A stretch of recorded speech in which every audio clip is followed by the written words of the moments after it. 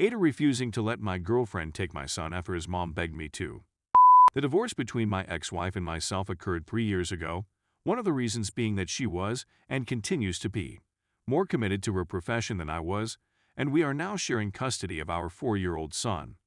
My current girlfriend and I have been together for nearly 2 years, and we want to tie the knot by the end of 2022. My girlfriend is quite fond of my child and likes spending time with him on a regular basis. So much so that she let my ex drop him off at our place for work. She's a nurse. The fact that my girlfriend never complained about it made me believe that my ex was taking advantage of my girlfriend's kind nature and undermining our parenting arrangement. I was right. The other day, my girlfriend and I were relaxing at home. In the middle of the night, my ex-wife called and asked if she could drop off my child for a few hours. My ex-wife had the phone on speaker while talking to my girlfriend, so I could hear what she was saying from a distance.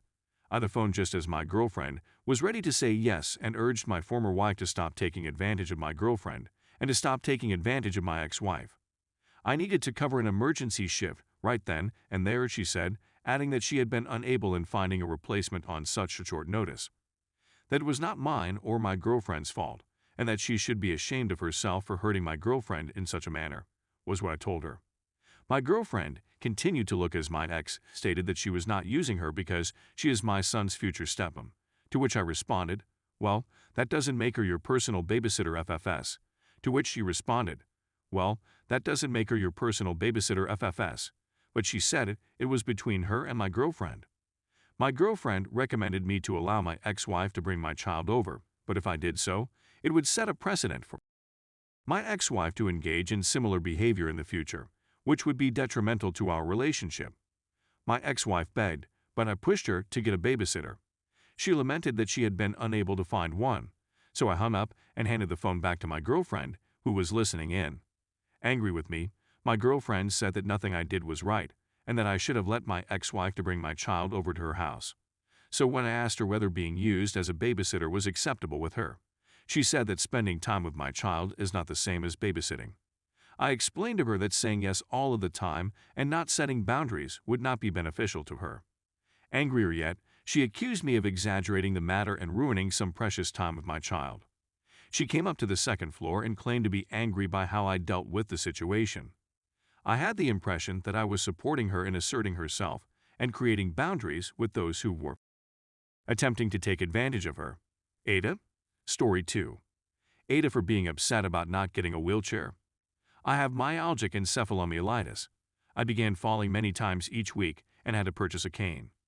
My situation has deteriorated, and I am on the verge of collapsing despite using my cane. I needed a wheelchair, so we went looking for one today.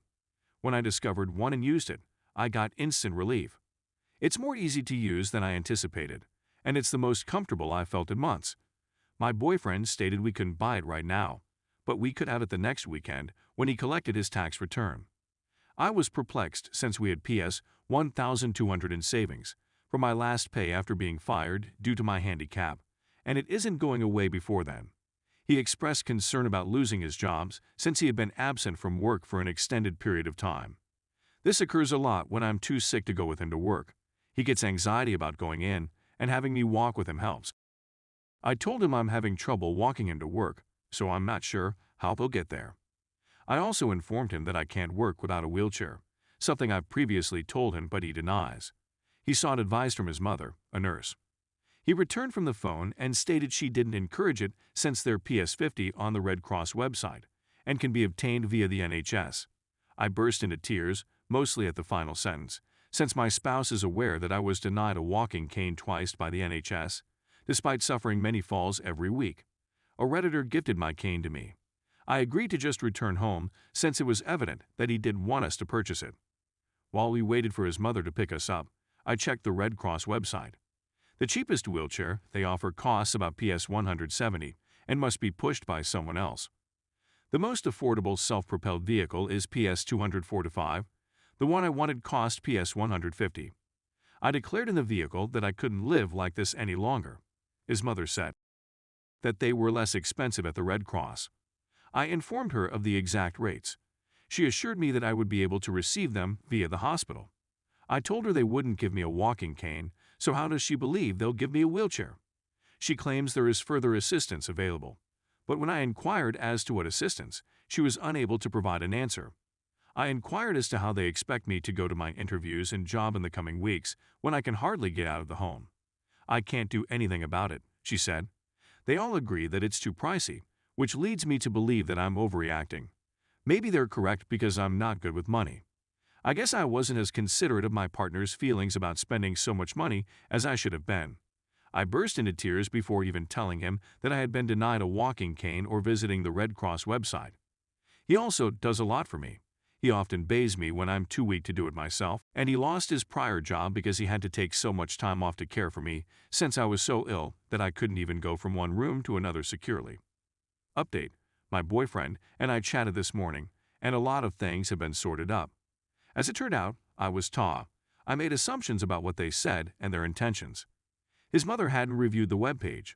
She'd seen them a long time ago and didn't realize they'd changed, but I misinterpreted their language. He wasn't backpedaling when he indicated he was worried about losing his job. I just assumed. He was taken aback since he didn't believe we were going to purchase. I thought I told him that I have a horrible case of brain fog, so I'm forgetful. I assumed he was aware of my curiosity, particularly because I was eager to go on what would be a grueling trek for me. I assumed once more. There were several comments claiming that he and his mother are abusive, which is a common topic in comments on AITA relationship blogs. I'd want to address this here since I was feeling overwhelmed by the volume of comments and was having trouble with my mental health. These two aren't abusers, and he isn't taking money from me. I'm the only one with access to the savings account. It's an old one that we share. His mother took us in when we needed assistance a few years ago, and she has been quite tolerant of my dislike to children, even if she doesn't understand it. She looks beyond that since she works hard to make people feel comfortable. She's gone out of her way to buy the only migraine medications that work for me, despite working absurd hours when I couldn't leave the home and my partner's hours at the stores wouldn't be open. She was attempting to assist in locating a less expensive solution. I messed up, thinking she had lied, and I misrepresented her. My spouse has been my rock for the last 7.5 years. He assisted me in getting away from my family who assaulted me for 19 years. And he has been supportive from the day I was diagnosed with ME. He's been patient and taken on a lot of responsibility as my abilities as a spouse and around the home have dwindled. He never compelled me to walk with him. Instead, I agreed because I wanted to encourage him. Posts on this site are simply a glimpse of people's life, particularly with a character restriction. Even before I realized I'd made a mistake, I had to edit what I'd written down to suit the character limit. I really irritated him, and he read the original post as well as all the comments labeling him an abuser. I didn't make such statements, but I may as well have since I blogged about it without thinking about the possibility of a misunderstanding on my behalf. I should have contacted him. My brain is a jumble, and I messed about with antidepressants, pain relievers, and booze last night. I wasn't attempting to end my life. I simply wanted to experience something different, something lighter. I've called my doctor to seek assistance with my mental health and to receive an official diagnosis, since I believe there's a lot more going on than simply melancholy. He promises that we'll receive the chair over the weekend. I've done a lot of damage to him, yet he's still concerned about my health.